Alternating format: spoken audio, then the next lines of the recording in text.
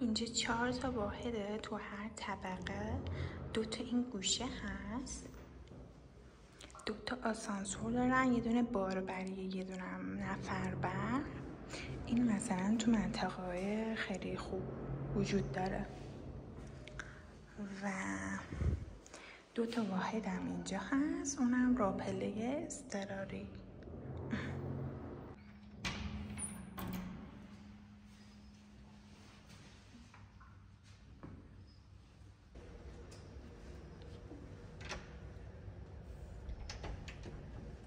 خب دوستان، اینجا داره بازسازی میشه و این دکوراسیون و اینا رو برادر من انجام میده. اگه خواستین از هر جای دنیا میتونیم براتون انجام بدیم.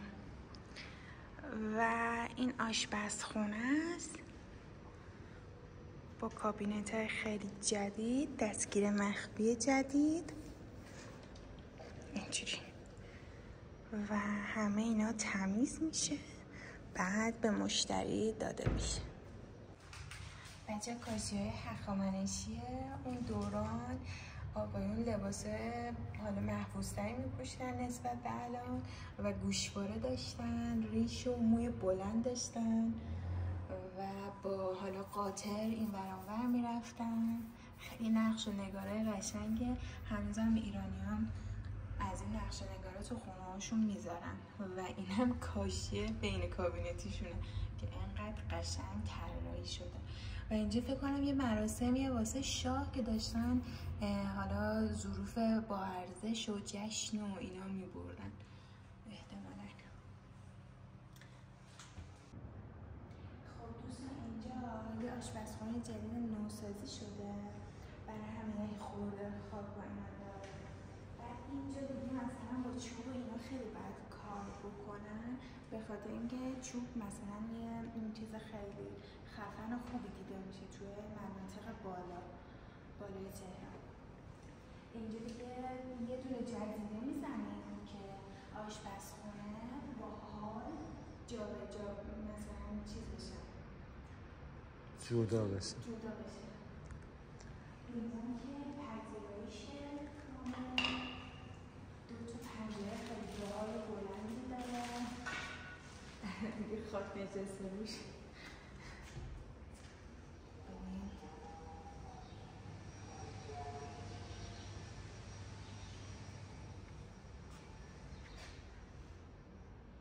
من اینو ببندم.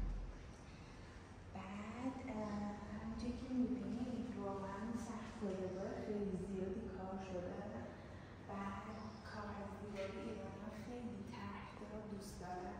کلا حالا خونه رضا شاه نرفتیم هنوز، ولی اونجا بریم که الان خودش نیست ولی اونجا به موزه تبدیل شده، پر از کاغذ دیواری‌های پارچه‌ایه که از ایتالیا.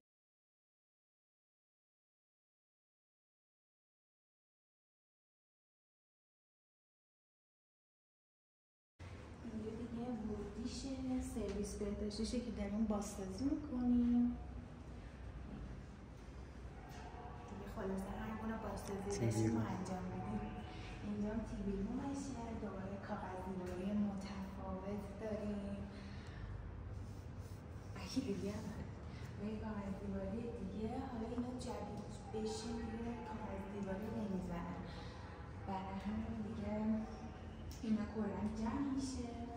ما مثلا خیلی چیز میبینیم مخفی میبینیم اونجا ها، خیلی ایرانی نور مخفی دوست دارن.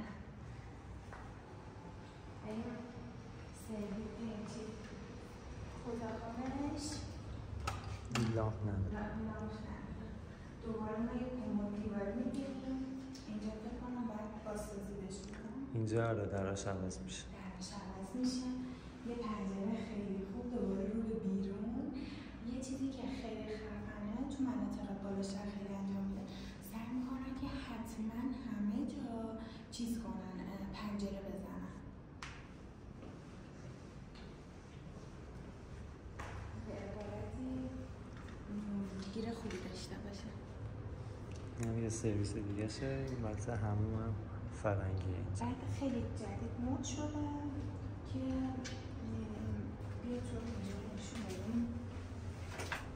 که این کاشی‌ها رو اینجوری میزنن که دیگه طبقه توی همون وجود نداشته باشه. اینجا هم جای دستگاه کاغذی. اینجا هم جای دستگاه کاغذی. خیلی خوب. سنگ فارسی کردن درستش کردن. دوباره یه اتاق دیگه هم داره. خیلی خفن. اینجا دوباره یه کمدی خیلی بزرگ.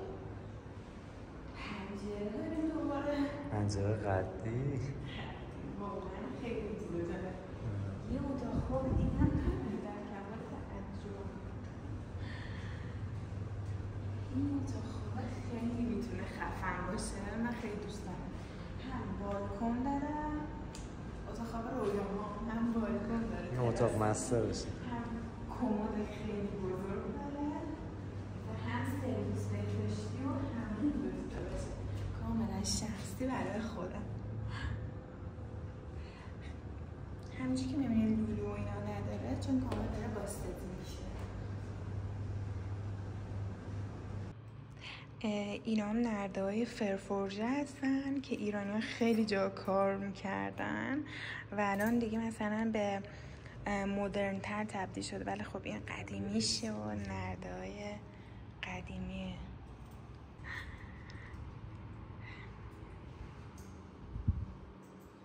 خب بچه میخوام بریم خونه دوم.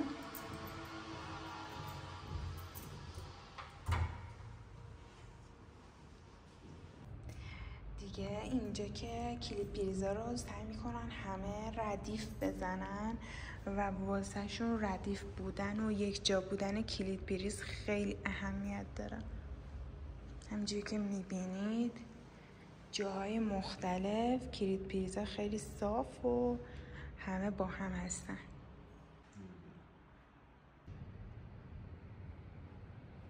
همینجایی که میبینید من دورتر اومدم و از دور انگار که مثلا اینجا یه حاله ای از این طرح وجود داره.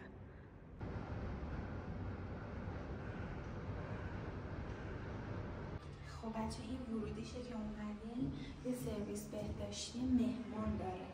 مثلا ایرانی خیلی سعی میکنن یه سرویس بهداشتی مهمان جدا بذارن.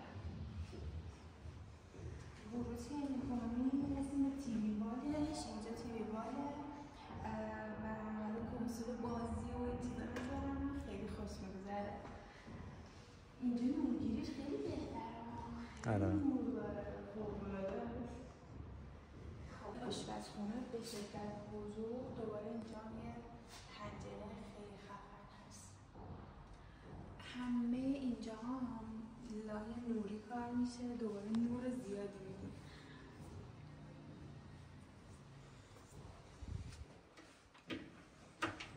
من از این خیلی خوشم آمد. قشنگه. توش بهتون نشون بدم. واقعا قشنگه.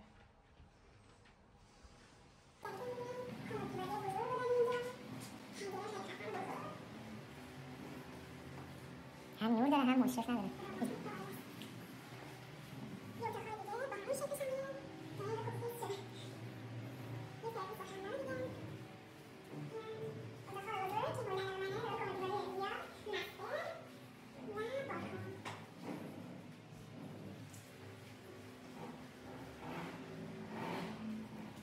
اینم از زاویه دیگهش.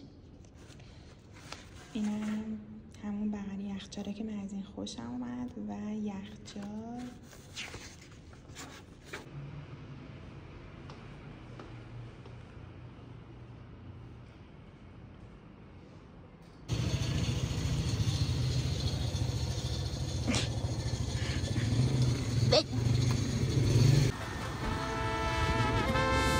به شدت خنکه.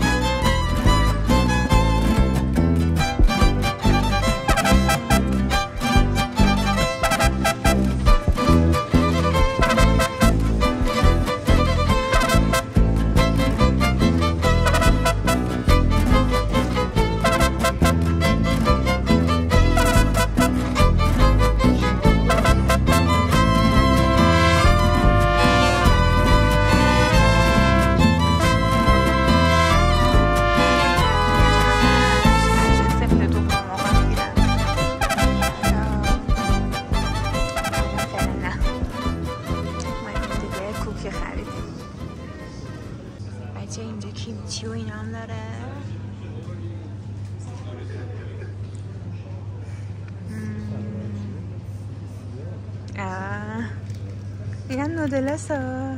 این هم چیزامون زنجبیله بغل سوشی من خیلی دوستم. حالا اگه خواستید سوشی هم درست کنیم کامنت بذارین.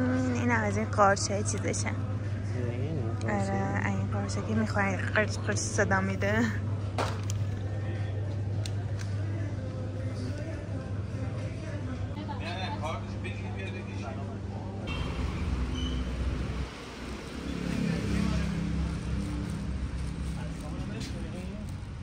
بشین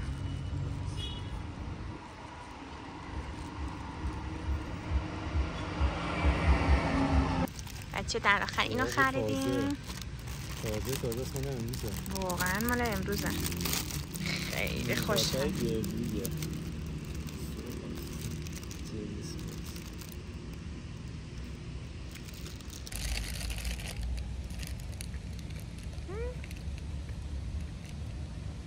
توش دارچین و گردو داره.